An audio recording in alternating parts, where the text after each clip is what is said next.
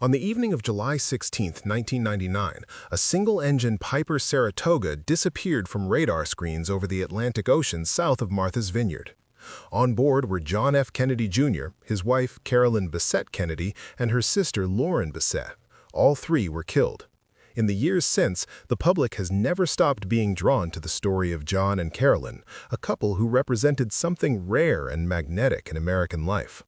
Now, a new limited series on FX is bringing that story back into focus, and with it, details about their relationship that most people never knew. Chief among them is a story involving an anonymous letter, a restaurant confrontation, and a breakup that lasted nearly a year. So what exactly happened, and how close does the television version come to the truth? The FX limited series is called Love Story, John F. Kennedy Jr. and Carolyn Bessette. It stars Paul Anthony Kelly as JFK Jr. and Sarah Pidgeon as Carolyn Bessette, the Calvin Klein associate who would eventually become his wife. The show traces the arc of their relationship from the moment they met through their marriage, and it does not shy away from the difficult chapters along the way. One of those chapters centers on a handwritten letter that arrived without a signature and carried accusations serious enough to stop their romance in its tracks. The show dramatizes this moment, but the real story, according to those who have studied it closely, was considerably more complicated and more painful than what appeared on screen.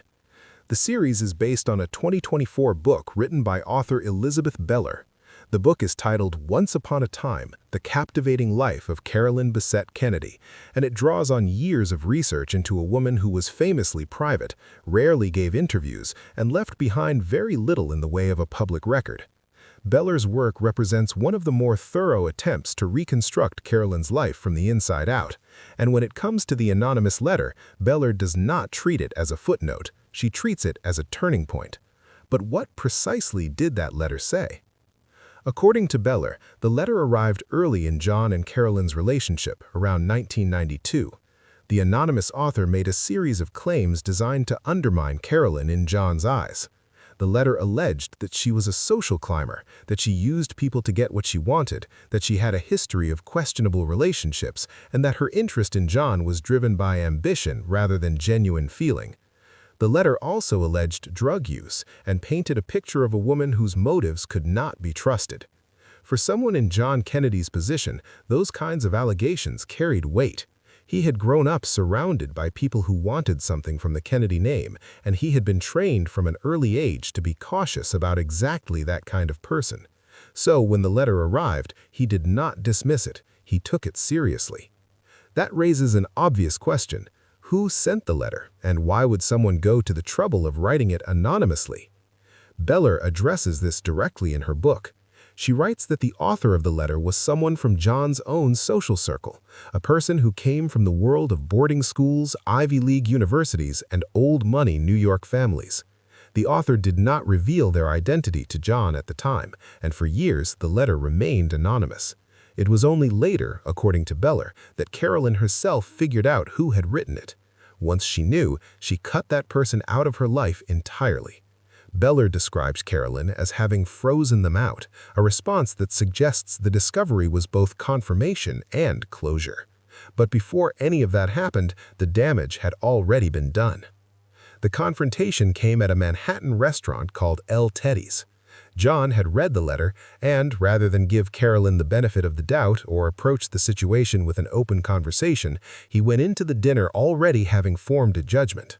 According to Beller's account, he told Carolyn what the letter said, and then, in an act that left her stunned, he tossed the letter across the table at her, stood up, and walked out. He did not wait for her response. He did not ask for her side of the story. He simply left. Carolyn sat there, read the letter herself, and found the whole thing not only false but insulting. She described it as ridiculous. But beyond the content of the letter, she was rattled by the fact that John had apparently believed it, or at least believed it enough to walk out on her without a real discussion. That reaction from Carolyn raises its own question. Was she simply hurt, or was she done with the relationship entirely? Based on Beller's account, Carolyn was not quick to forgive. John, for his part, recognized almost immediately that he had handled the situation badly. He began calling her, on her personal phone and at work. He sent flowers. He tried repeatedly to reach her and to explain himself. Beller describes it in terms that suggest a sustained effort on John's part, writing that he called and kept calling over the course of days. Carolyn did not respond to any of it. She went quiet, and she stayed quiet. The breakup held. The two of them did not reconcile until 1993, meaning roughly a year passed between the El Teddy's confrontation and any real attempt at starting over. That is a significant amount of time, and it says something about how seriously Carolyn took the incident. During that year apart, both of them continued their lives. John returned to his on-again, off-again relationship with actress Daryl Hannah, a pairing that had attracted its share of public attention over the years. He was also linked during this period to model Julie Baker. Carolyn, meanwhile, began dating model Michael Bergen, a relationship that would later become a source of significant tension when she and John eventually got back together. None of this was unusual for two young, attractive, high-profile people living in New York City in the early 1990s. But it does underscore that the breakup was real, not a brief cooling-off period. Both of them moved on, at least for a time. So how did they find their way back to each other, and was the reconciliation ever truly complete? Beller writes that John eventually found a way to convince Carolyn to try again, though she does not spell out exactly what was said or what changed. What she does make clear is that Carolyn approached the reconciliation with caution. She gave it a chance, but she was guarded. She knew, as Beller puts it, that she was not John's only option. The trust that had been damaged by the letter and by the way he had handled it did not rebuild overnight. The two of them began dating exclusively in early 1994, which means there was a period of gradual re-engagement before anything became official. Their relationship became publicly visible through paparazzi photographs in 1995. By the 4th of July weekend that same year, John had proposed to Carolyn on Martha's Vineyard.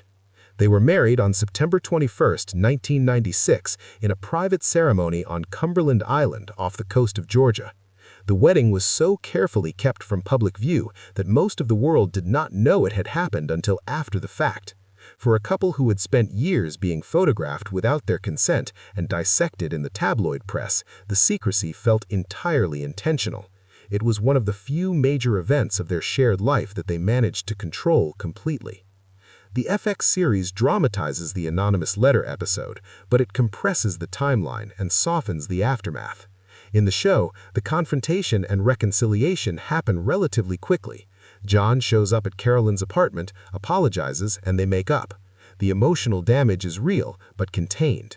What Beller's research suggests is that the actual experience was slower and harder, that Carolyn's silence was not just a dramatic beat, but a genuine withdrawal, and that the road back required sustained effort and genuine humility from John. The show is not wrong in its broad strokes, but it smooths over the texture of what those months must have actually felt like. What the story of the anonymous letter ultimately reveals is something that gets lost in the mythology that tends to surround John and Carolyn. They were a genuinely glamorous couple, and their deaths at young ages have given their story a permanent, almost cinematic quality. But the relationship itself was built on ordinary human experiences, miscommunication, wounded pride, jealousy, betrayal by someone in a trusted circle, and the slow work of deciding whether something broken was worth repairing. The fact that someone in John's own social world took the time to write that letter anonymously suggests that not everyone around them wished them well. The fact that Carolyn eventually figured out who wrote it and quietly cut them off suggests she was not a woman who forgot easily. And the fact that they chose each other anyway, got married, and remained together until the end says something about what the relationship became over time, even with all of that weight behind it. The letter was a test neither of them handled perfectly, but they survived it and went on to build a life that, for all its complications, was clearly theirs.